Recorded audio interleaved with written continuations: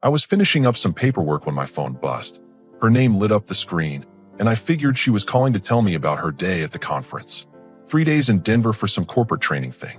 I picked up on the second ring. Hey, how's it going? There was a pause. Not the usual comfortable silence, but something heavier. We need to talk, she said. Those 4 words that never lead anywhere good. I set down my pen and leaned back in my chair. Okay, what's on your mind? Another pause. I could hear hotel noise in the background, elevators dinging, people talking in the hallway. I met someone here, she said finally. At the conference. My stomach dropped, but I kept my voice steady. Met someone how? We've been spending time together. Talking. It's complicated. Complicated. I almost laughed at that. How complicated are we talking here? We're in a situationship, she said, like that explained everything. A situationship. I had to process that for a second. Here I was thinking we were married, and apparently we were just in some undefined gray area that could accommodate her conference romance. While we're married? I asked. It's not that simple, she said quickly. These things happen. Feelings develop. I can't control how I feel about someone. I stood up and walked to the window. Outside, people were living their normal lives, completely unaware that my marriage was imploding over a phone call. So let me get this straight, I said. You met someone 3 days ago, and now you're in a relationship with them? While married to me, it's not a relationship exactly. It's more fluid. We're exploring what this could be. Fluid. Exploring.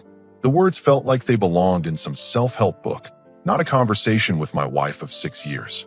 And you called to tell me this because I believe in honesty. I don't want to lie to you. The irony wasn't lost on me. She didn't want to lie, but apparently she had no problem with betrayal as long as it had a trendy name. How considerate of you, I said. Don't be sarcastic. This is hard for me too. Hard for her. Right. I was sure it was really difficult having romantic dinners in Denver while I was home paying our bills and wondering why she hadn't called yesterday. So what happens now? I asked. I don't know. I need time to figure this out, to see where this goes. While staying married to me, I'm not asking you to make any decisions right now. I just wanted you to know what's happening. I looked at our wedding photo on my desk. 2 people who thought they knew what forever meant. I appreciate the heads up, I said. I'll be home tomorrow evening. We can talk more then. Figure out how to handle this. Handle this. Like it was a scheduling conflict instead of her choosing someone else. Sure, I said. We'll talk when you get back. I love you, she said softly. This doesn't change that. I hung up without responding. I sat back down and stared at the paperwork I'd been doing. Quarterly reports that suddenly seemed completely meaningless. My phone buzzed with a text from her, but I didn't look at it. Instead, I opened my laptop and started researching divorce lawyers. The next morning, I called in sick to work. Not because I was actually ill, but because I had more important things to handle. I'd spent half the night researching divorce attorneys and the other half thinking about how someone could throw away 6 years of marriage for a 3-day conference fling. By 9 a.m., I was sitting in the office of Bradley Thomas, a divorce attorney my research had led me to. His reviews were solid, and more importantly, he was available immediately. So she told you about this situationship? He asked, looking over the notes I'd written down. That's what she called it. Apparently it means she can have her cake and eat it too. Bradley nodded. I've seen this before. People use modern terminology to make old-fashioned cheating sound progressive. He leaned forward. The good news is, if you want to move forward, we can have papers ready by tomorrow. That fast. Adultery is adultery, regardless of what you call it. And she confessed to it voluntarily. Makes our job easier. I signed the retainer agreement and left his office with a plan. Papers would be ready by 5 p.m. tomorrow. Perfect timing for her arrival home. Next stop was the bank. I withdrew enough cash to cover immediate expenses and opened a separate account. Everything legal, everything by the book. I wasn't trying to hide assets, just protecting myself from any surprises she might have planned. Then I made a call to my buddy Jake Summers. He answered on the first ring. Haven't heard from you in a while, Jake said. What's going on? I need a favor. Can you help me move some boxes tomorrow evening? Moving boxes? You and Nina buying a new place? Not exactly. I'll explain when I see you. That afternoon, I went through her social media. She'd posted pictures from the conference, and there he was in several of them. Standing close, his hand on her lower back, both of them looking very comfortable with each other. The comments from her colleagues were telling too. Lots of heart eye emojis, and you two are so cute together messages. I screenshot everything. Bradley had said documentation would be helpful, though with her confession, it was probably overkill. By evening, I had everything organized. Fresh sheets on the guest bed, her suitcase pulled down from the closet, and a mental inventory of which belongings were definitely hers. I even ordered some boxes online for expedited delivery. My phone had been buzzing all day with texts from her. Updates about the conference, pictures of her meals, little messages that felt like she was trying to maintain normalcy while completely destroying our marriage. I responded just enough to seem normal. Sounds good. Nice picture. Have fun. The last text came around 10 p.m. Can't wait to see you tomorrow. Miss you. I set the phone aside without responding. Miss me? While exploring a fluid relationship with conference guy. The audacity was almost impressive. I spent the evening researching our joint accounts, making sure I understood exactly what needed to be separated. Credit cards, streaming services, insurance policies. Marriage creates a lot of financial connections that need to be carefully untangled. Around midnight, I found myself looking at our wedding album, not out of nostalgia, but trying to figure out when things had changed. When did the woman who promised to love me through everything decide that promises could be fluid too? I closed the album and put it in a box marked with her name. Tomorrow was going to be a very interesting evening. The next day flew by like a perfectly choreographed operation. Bradley called at 4 p.m. Papers are ready. You want to pick them up, or should I deliver them? I'll come get them. I drove to his office and reviewed everything twice. Petition for dissolution of marriage, financial disclosures, temporary restraining order on joint accounts. Everything we discussed. Clean, thorough, and absolutely final. You sure about this? Bradley asked as I signed where he indicated. She made her choice 3 days ago. I'm just making mine official. By 5:30, Jake arrived with his truck. I'd already pulled out all the boxes and had most of her belongings sorted. Her clothes, personal items, books, that expensive coffee maker her sister gave her for Christmas.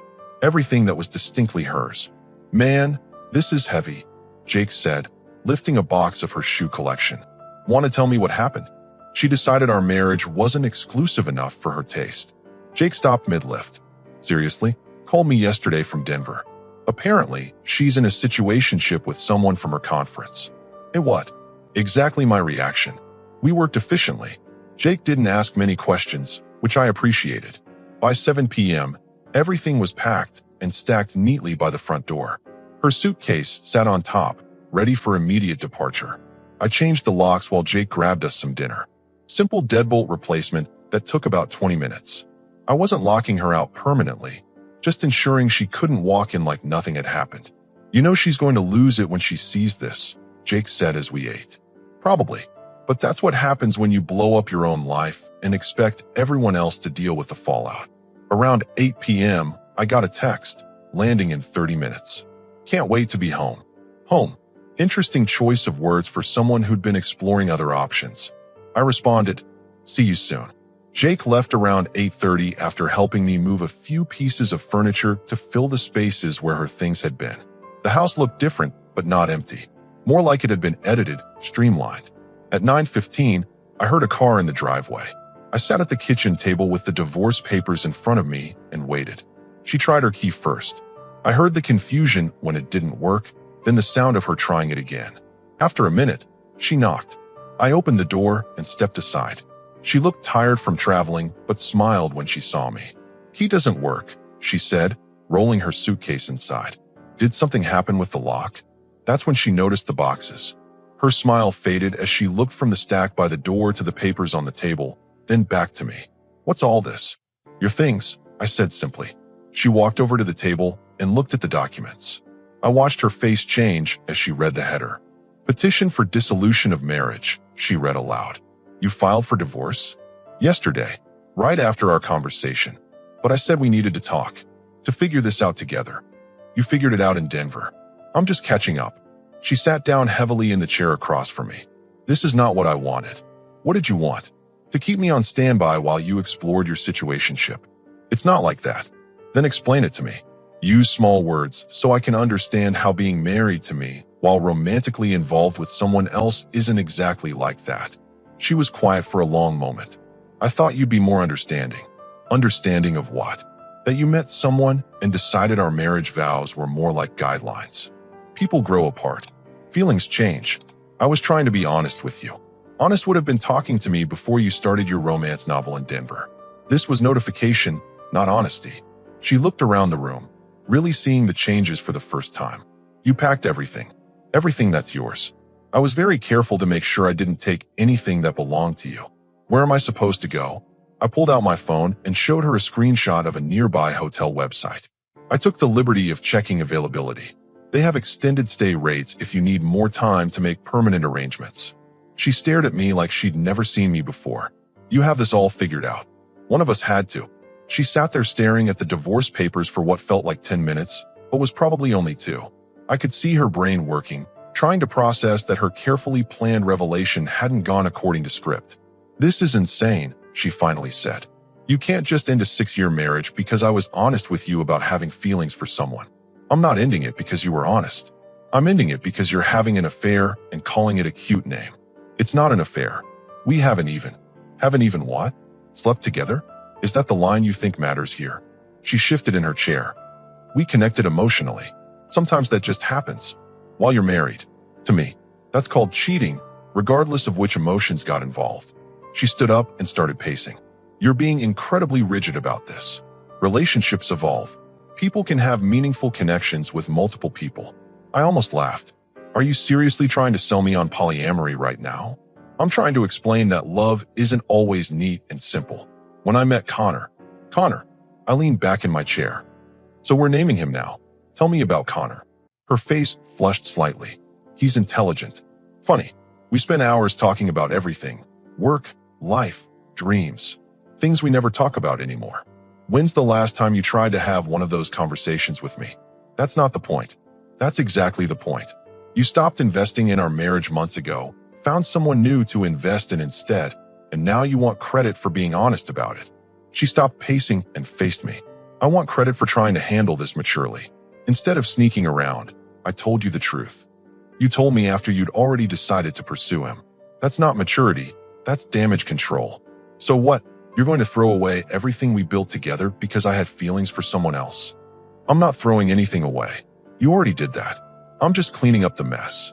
She walked over to her boxes and opened one, pulling out a framed photo of us from our honeymoon. Remember this? Remember how happy we were? I remember thinking I was marrying someone who understood what marriage meant. People change, grow. I'm not the same person I was 6 years ago. Clearly not. The person I married wouldn't have started a romantic relationship with someone else and expected me to be understanding about it. She set the photo down and looked at me with something that might have been desperation. What if I ended it? What if I told Connor this was a mistake and we worked on our marriage instead? You do that? Just turn off your feelings for him because I'm not okay with sharing you. If that's what it takes to save our marriage, yes. I studied her face. You don't mean that. You're just scared because this isn't playing out how you imagined. Of course I'm scared. I'm about to lose my husband over a misunderstanding. A misunderstanding? You think I misunderstood something about you being in a situationship with Connor? I think you're overreacting to something that doesn't have to destroy us. I stood up and walked to the window. Outside, Mrs. Cook from across the street was watering her flowers. Normal evening activities for normal people having normal problems. Let me ask you something, I said without turning around. If I had called you from a business trip and told you I'd met someone, that I was exploring a connection with her, how would you have reacted? The silence stretched long enough that I turned back to look at her. That's different, she said finally. How? Because you wouldn't do that. Why not? According to you, feelings just happen. People connect. Relationships evolve. You're being ridiculous. I'm using your own logic. If it's okay for you to explore meaningful connections with other people while married to me, why wouldn't it be okay for me to do the same? She didn't answer, which was an answer itself. Here's what I think happened. I continued. You got bored with routine. Connor made you feel excited again. And instead of bringing that energy home to work on us, you decided to keep both options open. Now you're upset because I'm not playing along with your backup plan. That's not. I never thought of you as a backup plan. Then why are you here trying to negotiate instead of in Denver with Connor? If he's such an amazing connection, why aren't you pursuing that instead of trying to keep me around? Her phone buzzed on the table. The screen lit up with a text message, and I could see the name, Connor. She quickly flipped it face down, but I'd already seen it. He's texting you, I observed. wondering how the conversation with your husband went. It's not like that. Show me the message. That's private. So are the messages between me and my wife. But apparently privacy doesn't mean much to you anymore. She picked up her phone and clutched it against her chest. I'm not going to let you invade my privacy just because you're angry. Privacy. Interesting concept coming from someone who wants to maintain romantic relationships with two different men simultaneously. I never said I wanted to maintain both relationships. You never said you didn't, either. In fact, what you said was that you needed time to figure out where things with Connor might go. That sounds like wanting to keep your options open to me. She slumped back into the chair, looking exhausted. I don't know what I want. This whole situation is confusing. It's really not that complicated. You want Connor, go be with Connor. You want to work on our marriage, cut contact with Connor, and commit to rebuilding what you damaged. But you don't get both. And if I choose you, you'll just forget this ever happened. I looked at the divorce papers on the table. I'll never forget that when our marriage got boring, your solution was to start shopping for a replacement. Trust doesn't just magically reappear because you changed your mind about which option you prefer. Her phone buzzed again. Connor, presumably, wondering why she wasn't responding to his first message. The phone buzzed a third time, and I could see her struggling with whether to respond. Finally, she turned it off completely and set it aside. There, happy now. Turning off your phone doesn't make Connor disappear. It just means you're avoiding the conversation you need to have with him. What conversation is that? The one where you tell him whether you're leaving your husband for him or staying married and cutting contact. You know, basic adult decision-making. She rubbed her temples like she had a headache.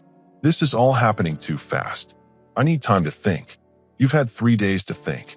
3 days of romantic dinners and meaningful conversations with Connor while I was here believing I was in a committed marriage. How much more thinking time do you need? I wasn't trying to hurt you, but you did hurt me. And now you're trying to minimize that by saying it wasn't intentional, like that changes anything. She looked around the room again, taking in the empty spaces where her things used to be. Where did you put my coffee machine? Box 3, along with all the specialty pods you spent $80 on last month. I can't believe you packed everything. I can't believe you thought I wouldn't. She stood up and walked to the kitchen, opening cabinets and looking around. It's like I never lived here. That was the point. You're being cruel. I'm being efficient. You made your choice. I'm helping you follow through with it. She came back and sat down, looking defeated. What if I made a mistake? What if I was just confused and overwhelmed? Then you learn something important about yourself. Some people get overwhelmed and talk to their spouse about it. Others start situationships with strangers at conferences. Now you know which type you are. God, you're cold. I'm protecting myself. There's a difference. Her phone lit up even though it was turned off, someone calling persistently enough to trigger the emergency bypass. She glanced at it and her expression changed. It's my sister. Answer it. You don't mind? Why would I mind? Your family's going to find out about this eventually. Might as well start now. She answered on the 4th ring. Hey, Bristol. I could hear her sister's voice through the phone, excited and cheerful. Nina held the phone away from her ear and looked at me apologetically. No, I just got home, she said into the phone. Actually, Bristol, something's happened. Can I call you back later? More excited chatter from the other end. It's complicated. I'll explain everything later, I promise. She hung up and immediately started typing a text message, letting her know you're getting divorced. I asked, asking her if I can stay there tonight. Good plan. Hotel might be expensive long term. She finished typing and set the phone down. Bristol wants to know what happened. What should I tell her? The truth would be a novel approach. The truth is complicated. No, it's not. You had an affair and I filed for divorce. That's the truth. I didn't have an affair. I had feelings for someone and acted on those feelings while married to me. What would you call that?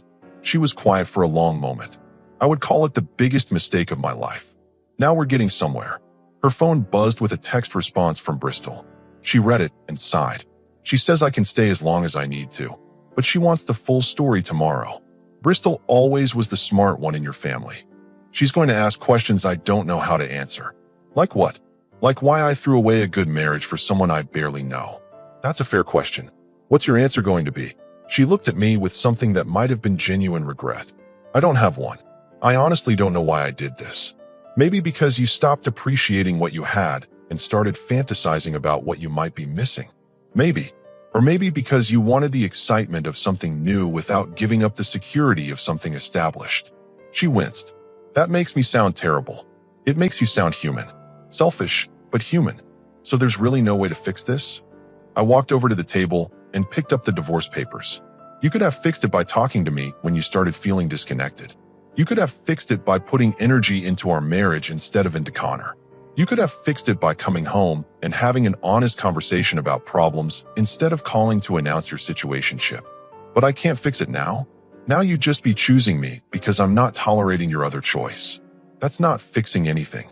That's just settling for your backup plan when your first choice becomes inconvenient. She started to cry then, quietly but steadily. I really screwed this up, didn't I? Completely. And you're not going to give me another chance? What would that look like? You promised to stop talking to Connor. I pretend to trust you again, and we both hope you don't meet another exciting stranger at the next conference. It wouldn't be like that. How do you know? 3 days ago, you would have said cheating on me wouldn't be like you, either. She wiped her eyes with the back of her hand. I'm going to regret this for the rest of my life. Probably, but that's what consequences are for. She stood up and started loading her things into her car. I helped her carry the boxes, not out of kindness, but because I wanted them gone.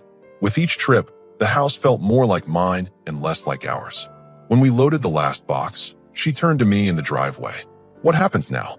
Now you figure out your life without me in it, and I figure out mine without you. And Connor, that's between you and Connor. I'm not part of that equation anymore. She got in her car and rolled down the window. I want you to know that I did love you. I still do. I believe you. But love isn't enough when it comes with footnotes and exceptions. She drove away, and I stood in the driveway watching her taillights disappear around the corner. After 6 years, it was over just like that. I went inside and locked the new deadbolt. The house was quiet in a way it hadn't been for months. Not empty quiet, but peaceful quiet. Like I could finally breathe normally again. My phone buzzed with a text from Jake. How did it go? I typed back. Better than expected. Thanks for the help. Anytime. You okay? I looked around the living room, already mentally rearranging furniture to fill the spaces where her things used to be. Yeah, I think I actually am. 3 months later, I was sitting in Bradley Thomas's office again, this time for the final signature on the divorce decree. Everything had proceeded smoothly. No contested assets, no dragged-out negotiations. She'd signed everything without argument, which surprised me until I realized she was probably eager to make it official so she could move forward with Connor without the complication of still being married. That's it, Bradley said, sliding the stamped papers across his desk. You're officially single again. How does it feel? He asked as I reviewed the final documents. Like I should have done this months ago. And I meant it. The last 3 months had been the most peaceful I'd felt in over a year. No more walking on eggshells around her moods. No more wondering why she seemed distant. No more making excuses for why she didn't seem interested in spending time together. All those red flags I'd been ignoring suddenly made perfect sense in hindsight. I'd thrown myself into work and picked up some hobbies I'd abandoned during our marriage. Started running again. Learned to cook properly instead of relying on takeout. Even painted the living room a color I actually liked instead of the beige compromise we'd settled on years ago. The house felt like home again. My phone had been mercifully quiet regarding drama from her end. I'd heard through mutual friends that she and Connor were officially together now, and that she'd moved to Denver to be with him. Apparently, the long-distance thing had been too complicated for their situationship, so she'd quit her job here and started fresh out there. Bristol had called me exactly once, about 2 weeks after everything happened. That conversation had been interesting. I just want to understand what happened, she'd said. Nina's story doesn't make much sense. What did she tell you? That you two grew apart and decided to divorce. But that doesn't explain why she moved to Denver or why everything happened so fast. I'd given Bristol the facts without editorializing. She'd listened in silence, then said quietly, I'm really sorry. I thought I knew my sister better than that. People surprise us sometimes. Not usually in ways that torpedo their entire life, though. That was the last I'd heard from Nina's family. I assumed they were processing their own disappointment in her choices. Jake and I were grabbing lunch after I left Bradley's office when he asked the question I'd been expecting for months. So when are you going to start dating again? Eventually. That's not an answer. It's the only answer I have right now. I'm not in any hurry to jump back into something serious. I'm not talking about serious. I'm talking about getting back out there. Having some fun. I considered this while working on my burger. The truth was, I felt better about myself now than I had in years. More confident, more settled, more clear about what I wanted from life. But I also wasn't naive enough to think I was ready to trust someone else with my heart just yet. I'm good where I am for now, I said finally. Building my own life again. Fair enough. But don't become one of those guys who swears off women because one woman screwed him over. I'm not swearing off anything. I'm just being selective about who gets access to my peace of mind. Jake nodded approvingly. That's actually pretty mature. When I got home that afternoon, there was an envelope in my mailbox with no return address. Inside was a handwritten note from Nina. I know I'm probably the last person you want to hear from, but I wanted you to know that Connor and I broke up last week. Turns out, a relationship built on betraying someone else doesn't have the strongest foundation. Who would have thought? I'm not writing to ask for anything or to try to fix what I broke. I just wanted to apologize for being so selfish and short-sighted. You deserved better than what I gave you, and I hope you find someone who appreciates what I was too immature to value. I hope you're happy. I read it twice, then put it in the kitchen drawer with other random papers I might need someday, but probably wouldn't. I felt nothing reading it. No satisfaction that Connor hadn't worked out. No temptation to reach out and commiserate. No anger about the timing of her newfound clarity. Just nothing, which felt like progress. That evening, I called my mom to let her know the divorce was finalized. She'd been supportive throughout the whole process, but I could tell she was disappointed.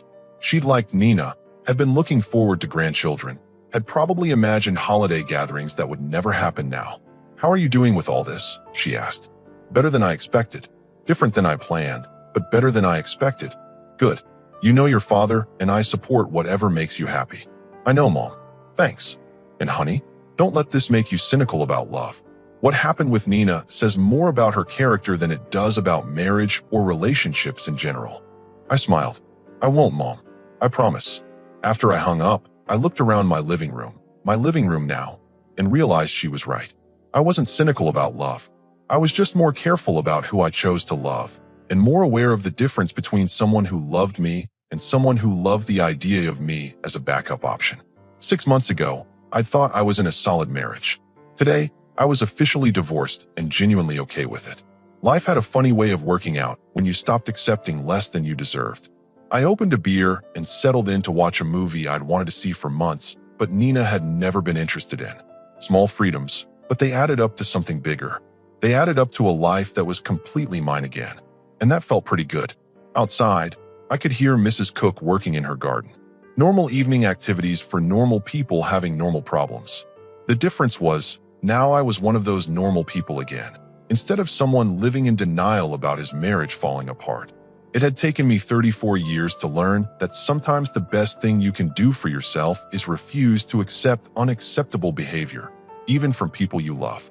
Especially from people you love. The movie started, and I settled back into my couch now, and enjoyed the peace of an evening that belonged entirely to me.